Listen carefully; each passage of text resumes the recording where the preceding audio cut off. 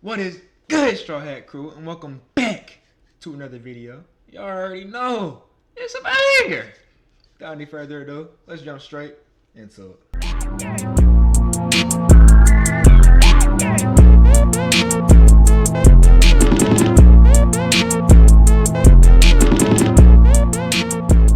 Alrighty, and for today, we're gonna be reacting to the most painful airplane deaths ever. I've never ever been on an airplane before, you guys. So this is gonna be a whole new area for me. Let's get into it. The 20-minute incident. It was supposed to be an ordinary flight from New York to Dallas. Instead, it turned into one of the most horrifying mid-air tragedies in US aviation history.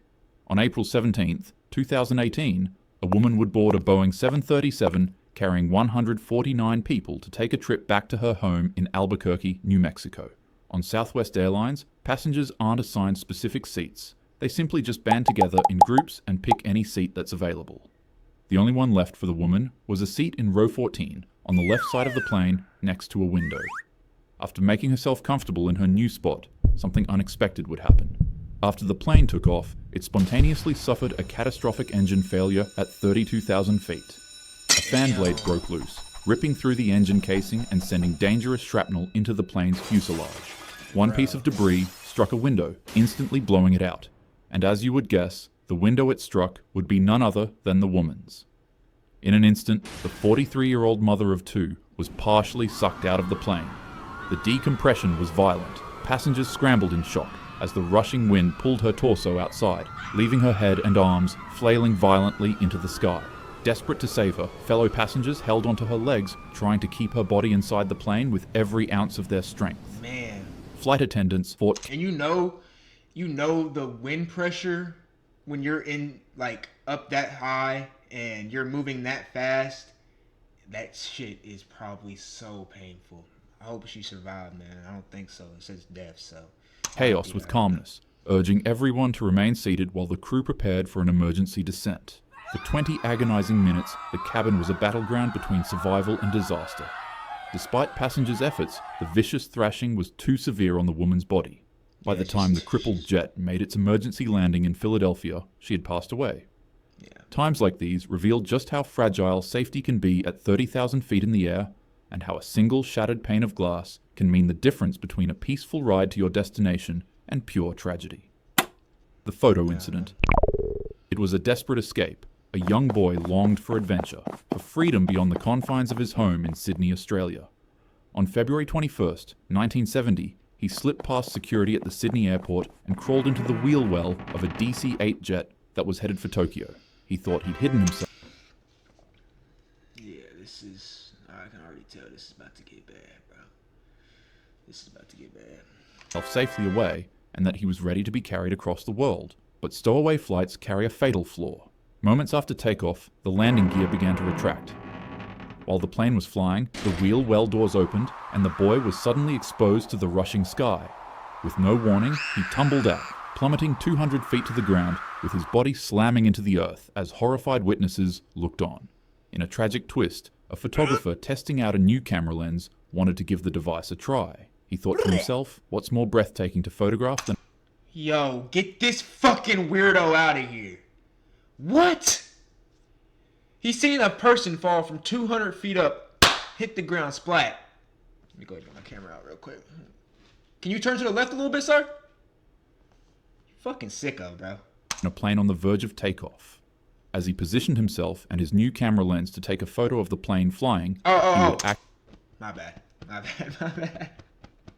I thought he was taking a picture of the dead body. That's on me. I'm sorry. Accidentally and unknowingly captured the boy's final fall. This incident would leave behind a tragic and haunting image of a body suspended midair just seconds before doom. His parents were devastated. Reports show that in response to him running away, they would travel with him overseas to satisfy his adventurous spirit. But even at that, he still kept running away, so they sent him to a boarding school to keep him grounded and protected. Nonetheless, the boy still escaped. I won't lie, it's cases like these that kinda put a damper on my mood. And as much as I talk about physical health and its safety on this channel, mental health is just as important. And so I'm happy to thank today's sponsor, Better. Know how trauma can be at time. Reach out as you always are. the blender. Airports are supposed to be gateways of excitement, the place where journeys begin. But for one man at the Milan Malpensa airport, the runway became a place of unimaginable shock. In July 2023, a 35-year-old ground worker and father of two would slip past security and break onto the runway. The man didn't have any tickets and wasn't a plane passenger of any sort, so staff and security alike would tackle him down to the ground. However, upon breaking free from their grasps, he would begin climbing onto the side of the Airbus. As the plane began slowly powering up and got ready to take off, its sudden movement... I've never ridden on a plane. But I'll tell you one thing. I'm not going to be on the outside of a 35-ton giant fucking eagle that's made out of steel. I'm not going to be anywhere near the outside of that shit, especially when it's starting up.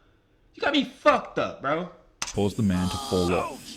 Without a second to waste, the man would jump back up and run to the other... You might as well just take whatever... You probably wouldn't even got punished that bad, I don't think.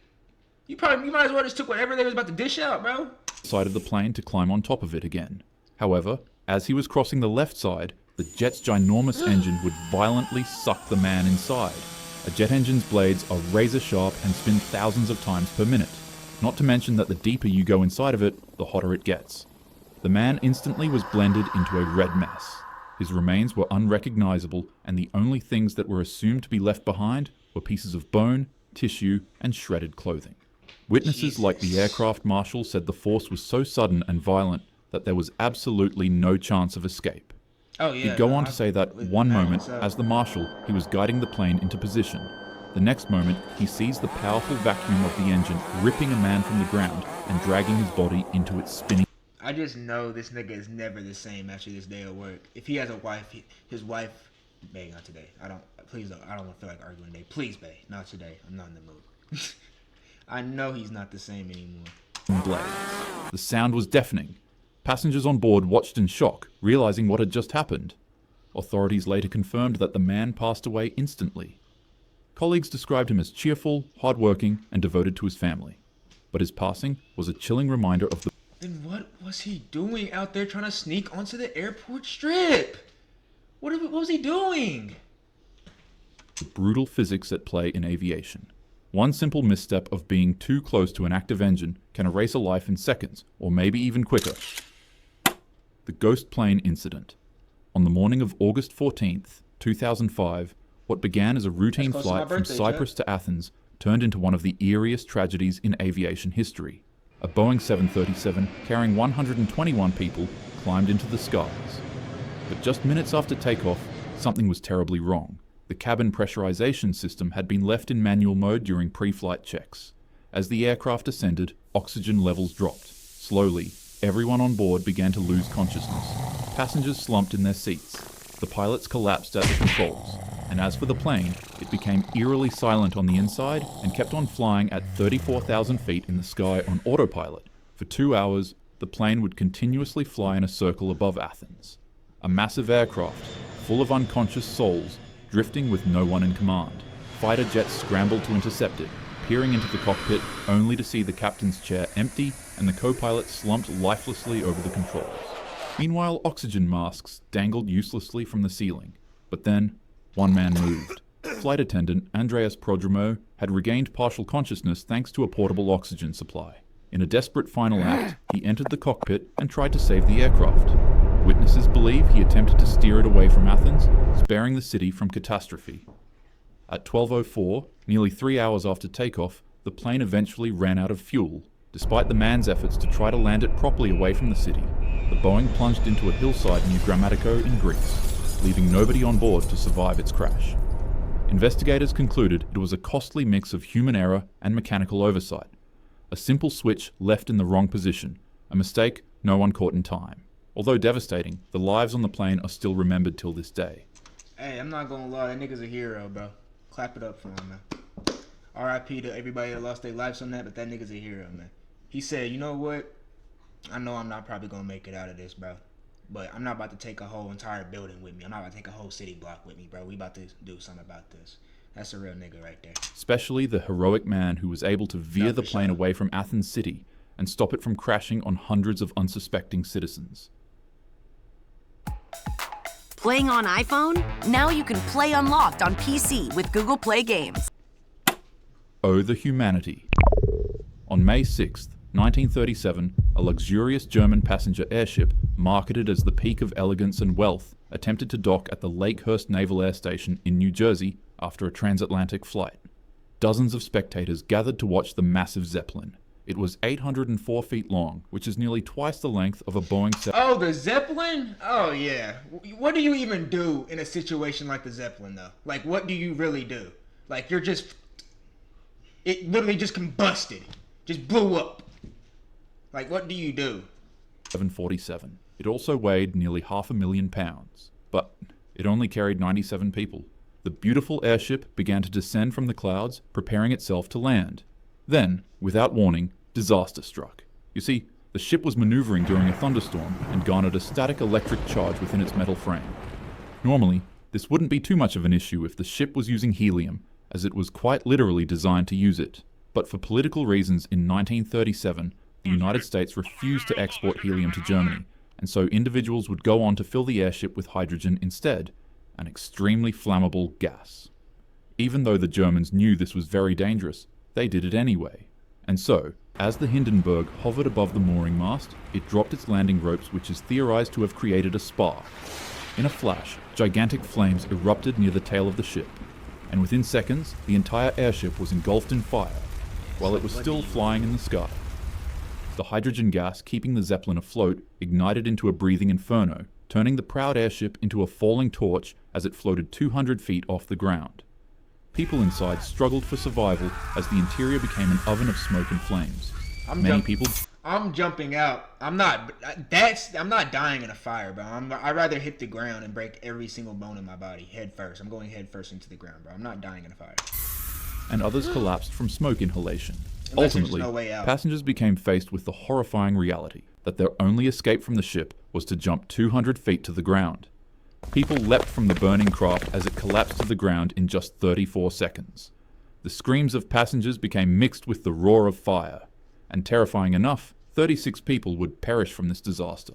But what really made this tragedy unforgettable was the live radio broadcast. Remember that this was going on in 1937? Many people never saw or even heard of things like this, especially on radio. Reporter Herbert Morrison, who was covering the landing, was overcome with horror as he cried out words that would echo through history. All the humanity and all the passengers screaming around it. I don't do it. I can't talk to people. Oh, the humanity, a phrase that became synonymous with the disaster, leaving many others to shout the same thing whenever witnessing another tragedy unfold. The Hindenburg is a haunting reminder of how quickly human ambition can be consumed by flame and political strife. In terms of recent politics in the US, a lot has been going on. But don't let violence scare you, and don't let strife divide you. Love your neighbor as you would love yourself, and treat others how you wish to be treated.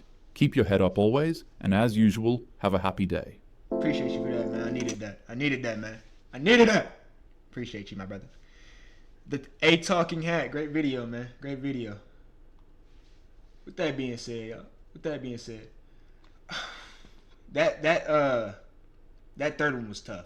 The one where he got hit with the suction inside of the plane jet. That's tough, bro. It's a tough way to go, man. And the first one. The first one's a tough way to go too. With that being said, y'all, I catch y'all in the next one. She call me Luda, bitch, I roll out with my shooters. She wanna